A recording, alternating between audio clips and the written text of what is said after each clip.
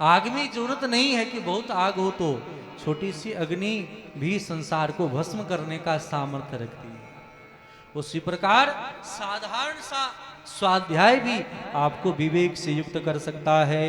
इसीलिए अश्लोकार्धम श्लोक पादम वा पठेत भागवतम च यः नित्यं पुण्यवाप्नोति राजसूयासुमेधयो उक्तम भागवतम नित्यं कृतं च हरिचिंतनम तुलसी पोषणम चैव धेनूनां सेवनम समम।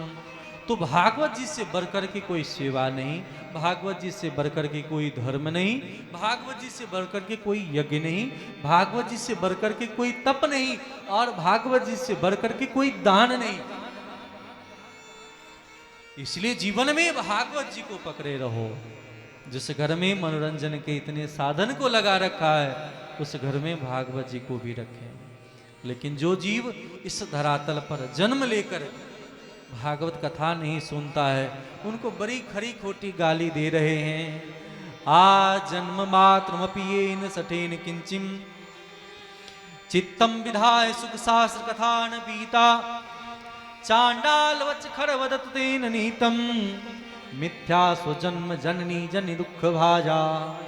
संसार में मानव का तन प्राप्त करके भी जो व्यक्ति भागवत की कथा नहीं सुनता है, वह मानो मां के उदर में आकर के मां के जवानी को नष्ट करने के लिए उसका जन्म हुआ है। जो पुत्र संसार में आकर के माता पिता के उद्धार के लिए कर्म करता है, वह तो पुत्र है, अथवा उसे मूत्र कहा है। मिथ्या स्वजननी जनि दुख भाजा, उसे चांडाल के समान, खर गधे के समान, कुत्ते के समान कहा है। मिथ्या स्वजन्म जननी जनि दुख भाजा।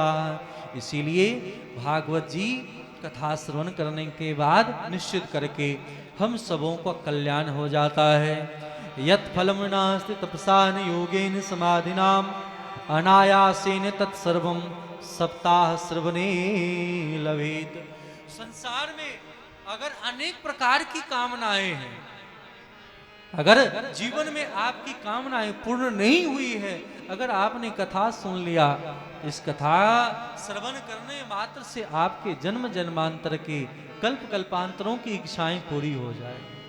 इसलिए अपने उद्धार के लिए कोई और उपाय करने की आवश्यकता नहीं है। सुनते जाओ, सुनते जाओ। पहले आप कथा में बैठो, जब आप कथा में बैठ गए फिर कथा आप में बैठ जाएगी। ऐसा नहीं समझे कि हम नहीं समझ पा रहे हैं, या नहीं हमारे समझ से परे बात है, या समझ से कम की बात है, ऐसा नहीं। कथा में आप बैठो, फिर कथा आप में बैठ जाएगी, आपका कल्याण हो जाएगा।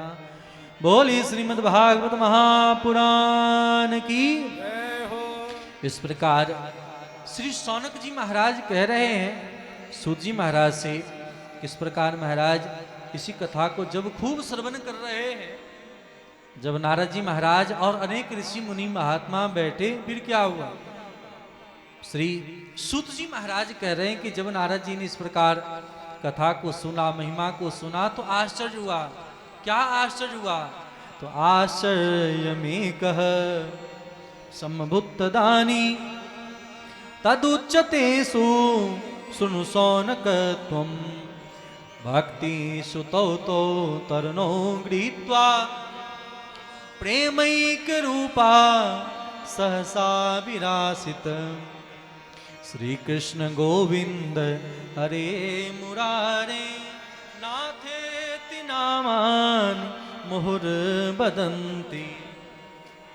आज महान आश्चर्य हुआ है कि जो भक्ति महारानी वृंदावन में थी, ध्यान दें, भक्ति महारानी वृंदावन में थी और वृंदावन की धरा पर विराजमान थी, दुख से कातर थी। आज कथा हरिद्वार में हो रही है और ज्ञान वैराग्य पुत्र को लेकर के ताता थैया करते हुए उस कथा सभा में आ गई। भक्ति सुतौ तो तरनो गृहीत्वा प्रेमैक रूपा सहसा विनाशित, कीर्तन करते हुए आई है। श्री कृष्ण गोविंद हरे मुरारी हे नाथ नारायण